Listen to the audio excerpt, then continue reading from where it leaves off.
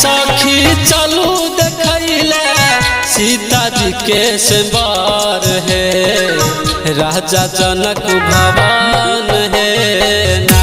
हे सखी चलू देखैले सीता जी के सवार है राजा जनक भवन है ना।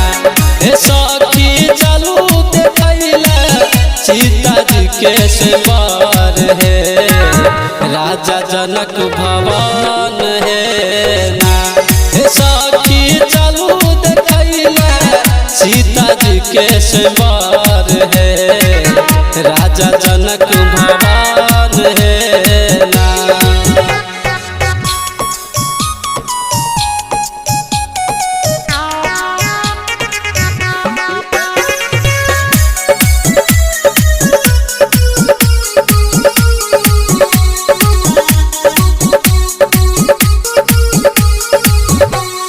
सीता जी छलखिन मिथिला के शान माई बाप के बढ़लन मान।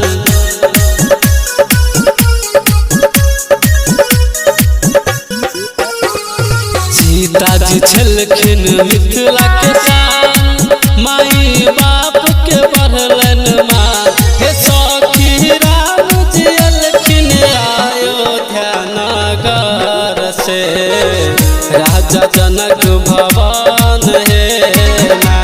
हे सखी चलू देखैले सीता जी के सवार है राजा जनक भवन है ना।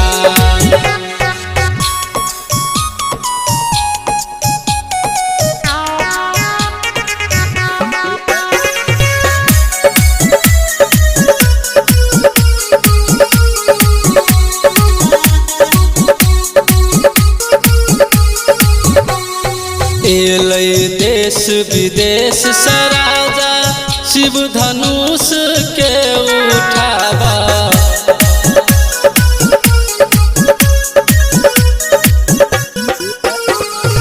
एलै देश विदेश से राजा शिव धनुष के उठावा। धनुष उठै नहीं छै कोनो वीर से राजा जनक भवन है ना। हे सखी चलू देखैले सीता जी के सवार है राजा जनक भवन है ना।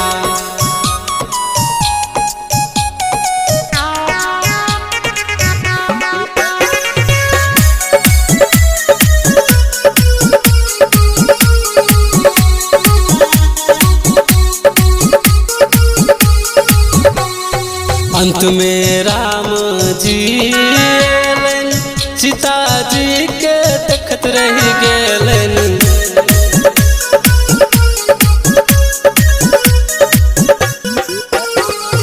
अंत में राम जी एलन सीता जी के देखत रह गेलन।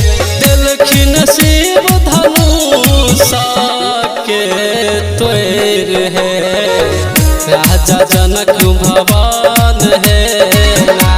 हे सखी चलू देखैले सीता जी के सवार है राजा जनक भवन